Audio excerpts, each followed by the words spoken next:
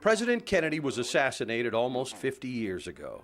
If you are in your 50s or a little older, you couldn't forget that day even if you tried. Most Americans found out the president died from watching legendary CBS News anchor Walter Cronkite. That President Kennedy is dead.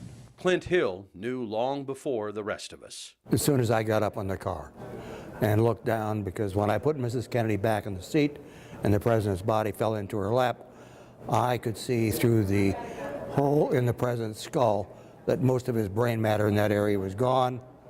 I knew that it was a fatal wound. He's still emotional talking about that day. Can't let it go. Refused to say anything about it for so long. Wouldn't even talk about it with his family. Hill helped on another book, met author Lisa McCubbin. They developed a friendship, and that led to the book Mrs. Kennedy and Me.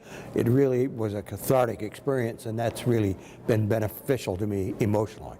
Hill was assigned to protect the First Lady, by her side almost nonstop for 4 years, wanted to tell her story based on his firsthand experience, and doesn't really care for some of the other books about her. Realizing that the information in those books was written by a friend of a friend of a friend who really didn't know her, that I really wanted to get the information out there, what she was really like.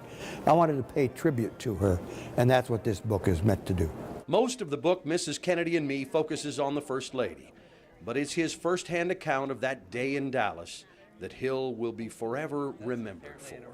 He gets emotional talking about it, and you can see it in his eyes. When I discuss it in presentations about the book, there are times when I still choke up because of certain things that happen. And I'm not embarrassed by it. It's just one of those things. It's deep down. It is emotional. Decades have passed, but Clint Hill will not forgive himself.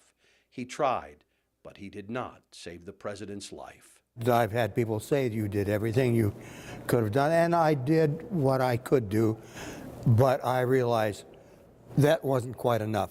I should have done more. In Fort Smith, Scott Miller, 5 News.